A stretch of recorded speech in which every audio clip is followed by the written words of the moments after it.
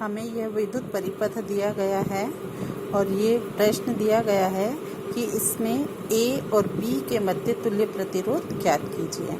तो हम ये पहले तो समझेंगे इस विद्युत परिपथ में ये तीनों जो प्रतिरोध हैं ये समांतर क्रम में लगे हुए हैं। इसी प्रकार इधर जो ये तीनों प्रतिरोध हैं ये भी समानांतर क्रम में लगे हुए हैं और ये वाला जो प्रतिरोध है इन दोनों के श्रेणी क्रम में लगा हुआ है।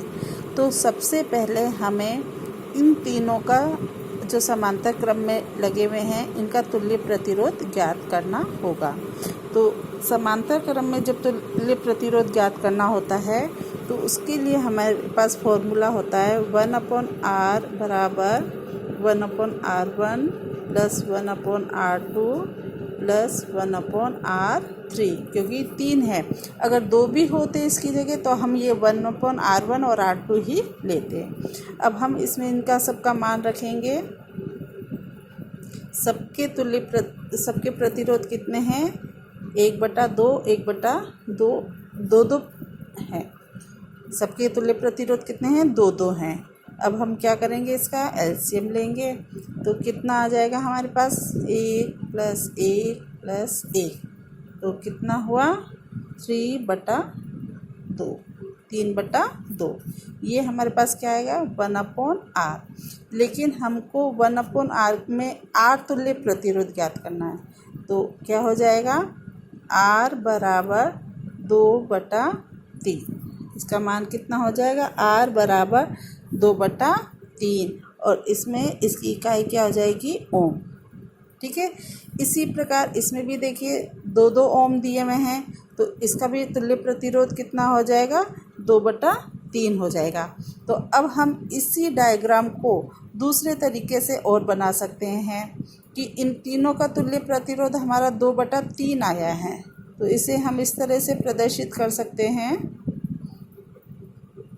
इस चित्र को जब तुल्य प्रतिरोध हमने ज्ञात कर लिया, ये हमारे पास A और B 2 सिरे हो गए।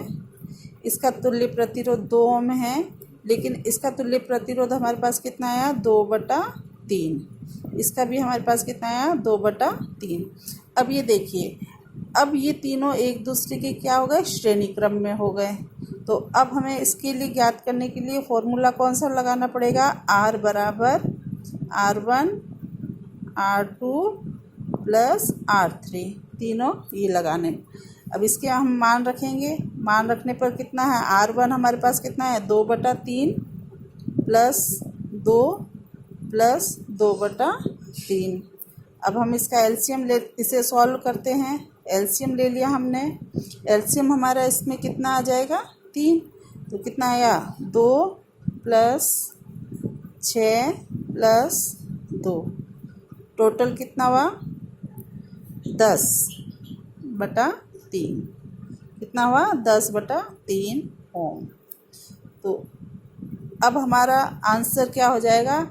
A और B के सिरे के मध्य कुल प्रतिरोध कितना है? 10/3। ये हमारा आंसर हो जाएगा।